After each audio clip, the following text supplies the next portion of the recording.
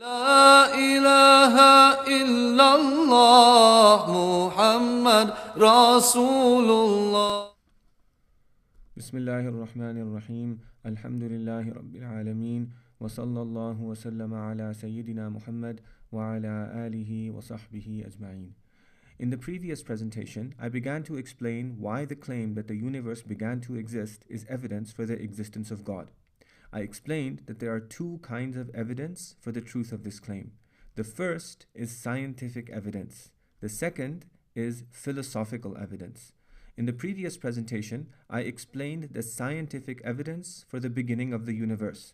I first explained several paradoxes that arise from imagining that the universe does not have a beginning, and then I explained that scientists have resolved these paradoxes by abandoning the position that the universe does not have a beginning, based on evidence such as the redshift and the general theory of relativity, which indicate that the universe is expanding and therefore had a beginning, and which is confirmed by the observation of cosmic background microwave radiation, as well as by many other observations regarding the evolution, size, and the composition of the universe. That the universe has a finite age, or in other words, that it began to exist, is now accepted as scientific fact. In this presentation, I will focus on the second kind of evidence, the philosophical evidence.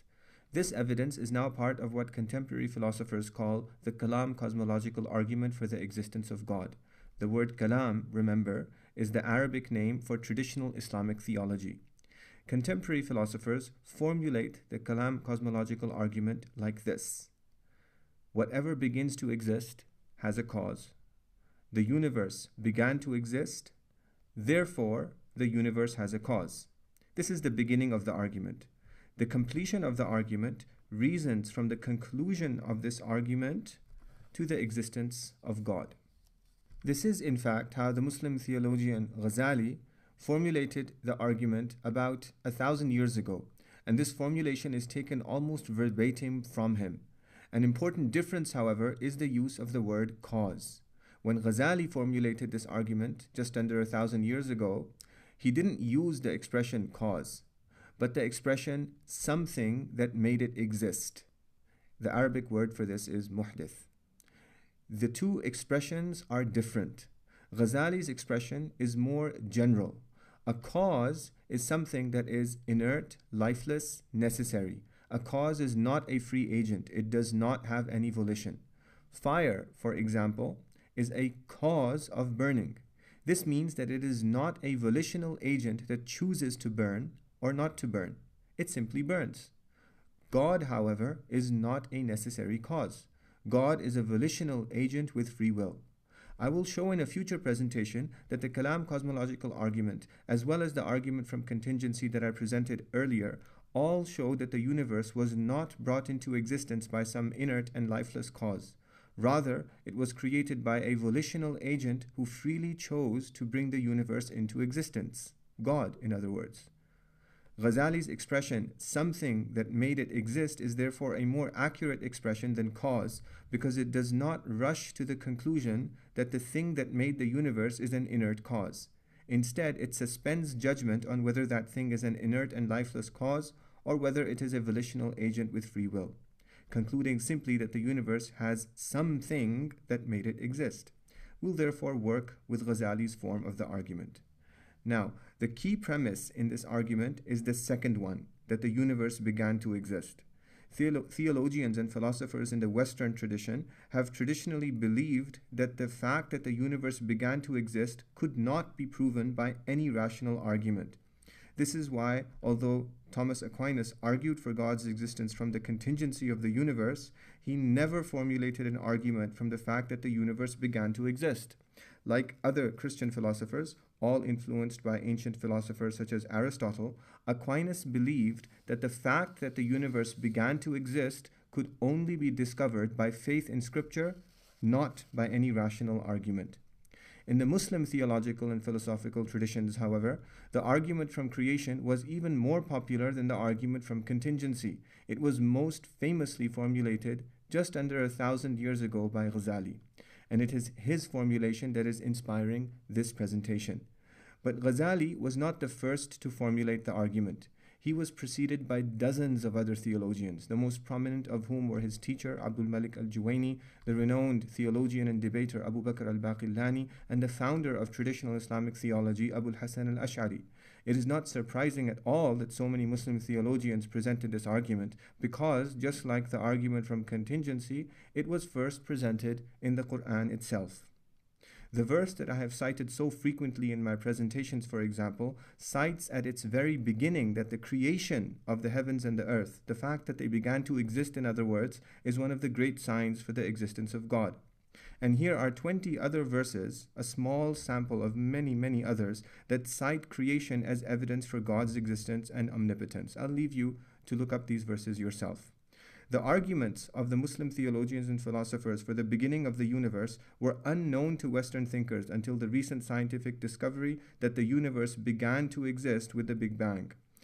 The discovery that the universe began to exist naturally led to discussions about the existence of God, and in 1979, Christian philosopher William Lane Craig published his book, The Kalam Cosmological Argument, drawing the Western world's attention to the rational arguments of the Muslim theologians for the beginning of the universe, and from there, for the existence of God.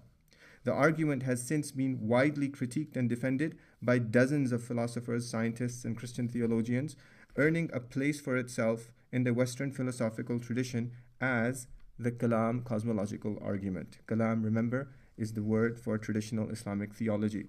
I will now explain this argument, beginning with this presentation and continuing on through the several presentations that come after this one. I present the argument as I think a Muslim theologian, such as Ghazali, might present it today. This presentation will differ in several ways from many Western presentations of the argument. These differences make the argument clearer, more to the point, and more complete than its modern versions. But before I begin, I want to emphasize that the fact that the universe began to exist is obvious and intuitive. Muslim theologians went to great lengths to refute the arguments of those who claimed that the universe had no beginning. If I simply present their arguments with all of their complexities without showing first that their claim doesn't even need an argument, you might mistakenly imagine that they were trying to prove something that is very difficult to prove. Ghazali himself noted this almost 1,000 years ago, prefacing one of his responses to an unreasonable opponent with the comment that, quote, "Going to great lengths to prove things that are clear obscures them instead of clarifying them." The reason why it is obvious that the universe began to exist is that everything that you or I experience in the universe has an age, which is another way of saying that it began to exist a finite period of time ago. Let's look, for example, at the Qur'anic verse that we have seen so many times in these presentations. It begins by mentioning the heavens and the earth, which, according to modern arguments, have a finite age. I showed the scientific reasoning for this in the previous presentation. It then mentions the night and day. Every night that we have experienced begins to exist at sunset and lasts until dawn. Every day that we have experienced begins to exist at dawn and then lasts until sunrise. Then it mentions the ships that sail the sea. Every ship that we've experienced began to exist when it was constructed. Every sailing passage that every ship has ever made across the sea began to exist when the ship left its dock and set sail towards its destination. Every wave in the sea that has ever splashed against the hull of any ship that has ever sailed began to exist. Every profit that humans have ever made from their trading voyages began to exist when they sold their goods for higher prices than they bought them for. Every drop of rain that has ever fallen from the sky began to exist when water vapor from the seas condensed into droplets of water. Every plant that has ever sprouted forth from the earth began to exist. Every animal that has ever existed began to exist when it was born. Every wind that blows began to exist. Every cloud that we have ever seen in the sky began to exist. Everything that we experience in the universe began to exist. If everything that we experience in the universe has an age and began to exist a finite period of time ago, then the universe as a whole too must have an age and must have begun to exist. The claim that the universe began to exist is straightforward, intuitive, and a simple generalization of our everyday experience. The claim that the universe did not begin to exist, that it has existed for an infinitely long period of time, whatever that means, is strange, counterintuitive, and contrary to everything that we experience. We have never seen anything existed forever, nor, as I will show shortly, will we ever see such a thing. It is perfectly reasonable to conclude that the universe has an age and began to exist, and it is stubbornly unreasonable to conclude that the universe does not have an age and never began to exist. But there is a problem. The problem is that there is always some atheist philosopher who will object that it is perfectly possible for the universe to have existed forever. If I simply dismiss such philosophers' claims as strange, counterintuitive, and unreasonable, which in fact they are, you might imagine that I am avoiding their arguments. To dispel that imagination, I will now proceed to show you why their arguments are flawed and incoherent. Some of the arguments that I will present in this presentation and the next one might get a bit complex. I want you to keep in mind throughout, however, that the reason for the complexity of my responses is not that it is difficult to show that the universe began to exist. Rather, the reason for their complexity is that the atheists who object to the claim that the universe began to exist often conceal the flaws of their arguments with complex concepts in order to give the misleading impression that this is a claim that is too complex for the average thinking person to evaluate on his own. In this presentation, I want to remove this misleading impression and show you that you can, in fact, evaluate the claim on your own and easily come to your own independent conclusion that this claim is absurd and false. The first step is for you to see that the claim, the universe did not begin to exist, the atheist claim, is logically equivalent to two other claims. It is logically equivalent to the claim that the universe has existed for an infinite quantity of time.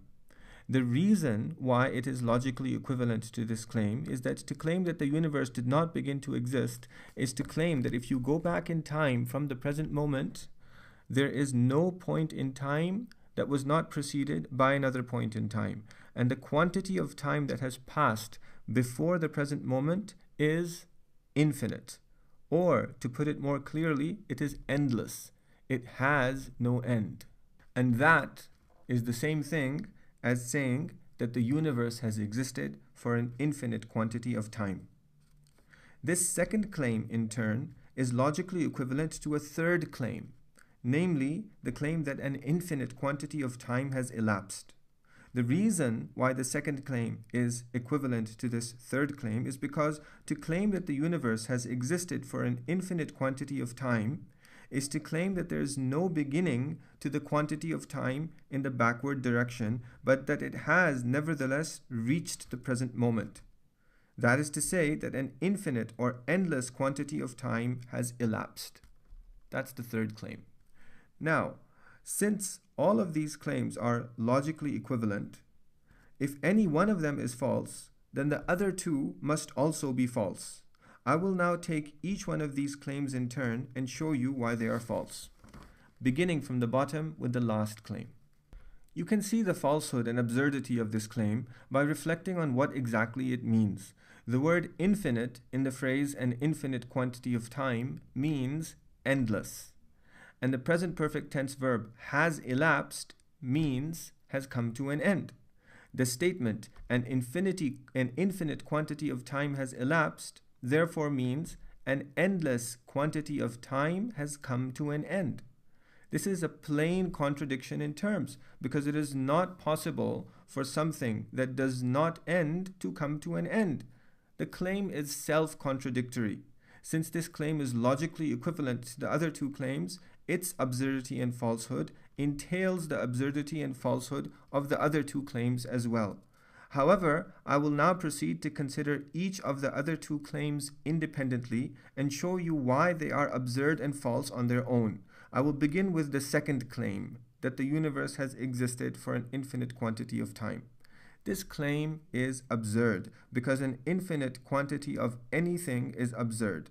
Grasping the absurdity of an infinite quantity of anything does not require any philosophical training. It can be grasped by a 5-year-old child. Consider the following scenario. Umar and Mary, two 5-year-olds, are arguing over who broke Auntie Zubaida's window. Auntie Zubaida is their neighbor. Mary shouts, "You broke it." Umar refuses, "Did not." Mary insists, "Did too." Umar responds, "Did not." Did too, did not, did too, did not, did too, did not. Now, Mary has heard from someone that infinity is the biggest number of all. Seeing that the sequence of accusations and denials between her and Umar will continue unresolved, 5-year-old Mary makes her move to silence Umar by screaming at the top of her voice, "Did to infinity." Umar, also aware that infinity is the biggest number of all, immediately demonstrates the absurdity of the concept of the biggest number of all by responding, "Did not infinity plus 1. 5-year-old Umar has just shown that an infinite quantity of anything is an absurd concept. Let me clarify Umar's argument. Umar has observed that if infinity is a quantity, how much something is in other words, then you can add 1 to it. Mary is using infinity as a quantity. She is saying did to an infinite number of times. Since she is using infinity as a quantity, Umar can add 1 to it. But this immediately invalidates the very concept of infinity. Remember that infinity in this context means endless, and quantity means the amount or how much something is. If an infinite or an endless amount of something is a quantity, then you can add 1 to it.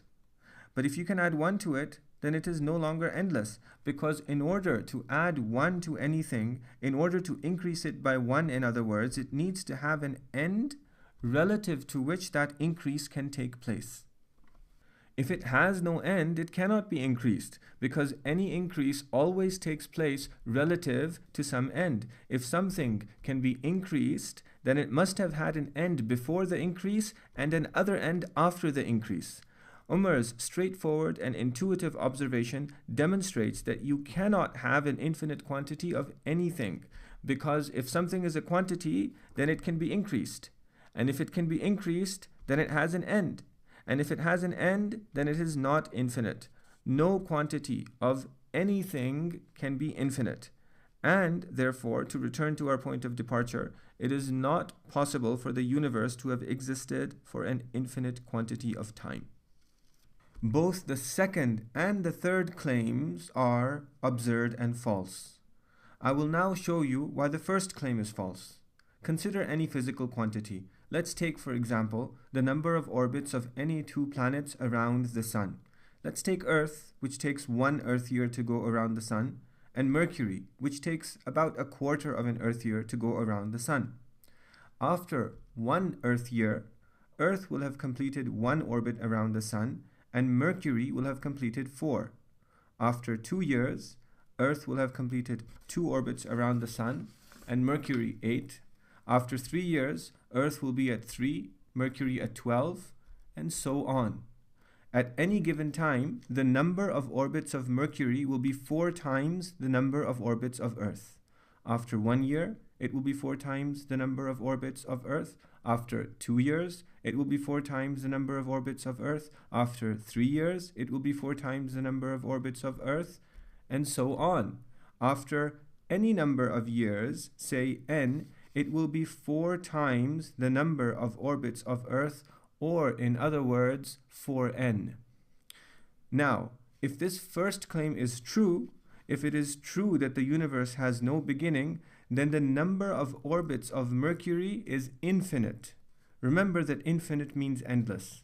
And the number of orbits of Earth is also infinite. Remember again that infinite means endless. But we know that the number of orbits of Mercury is always greater than the number of orbits of Earth by a factor of 4.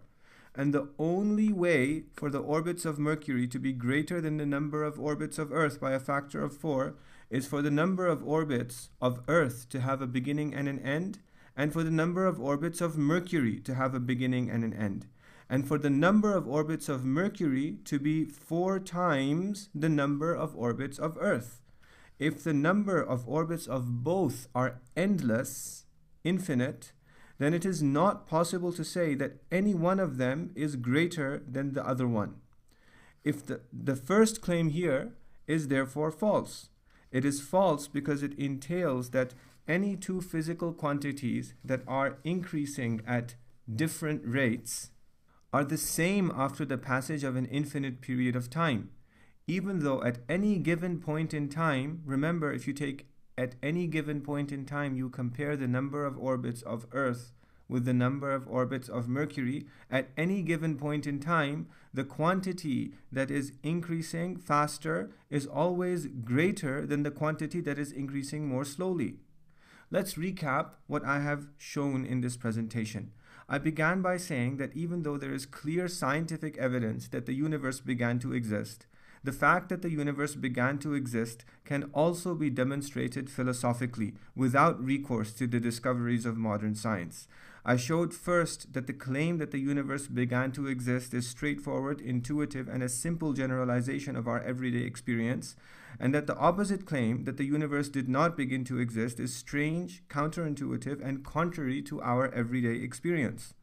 I then formally demonstrated the absurdity of this opposite claim by showing that it is plainly absurd for an infinite, i.e. an endless quantity of time to elapse, i.e. end, because it is self-contradictory. Then by showing that any quantity can always be increased, which necessarily entails that it has an end and that it is not infinite.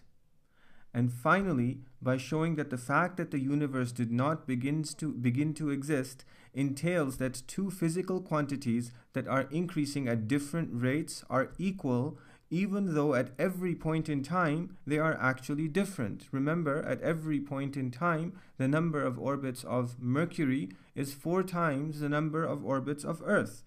There are, in fact, many more arguments that illustrate the contradictions that are entailed by the claim that the universe did not begin to exist, both in the Muslim theological tradition and now, thanks to the work of philosophers such as William Lane Craig, also in the Western tradition.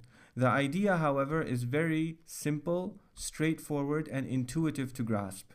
Anything that exists in the universe must be finite.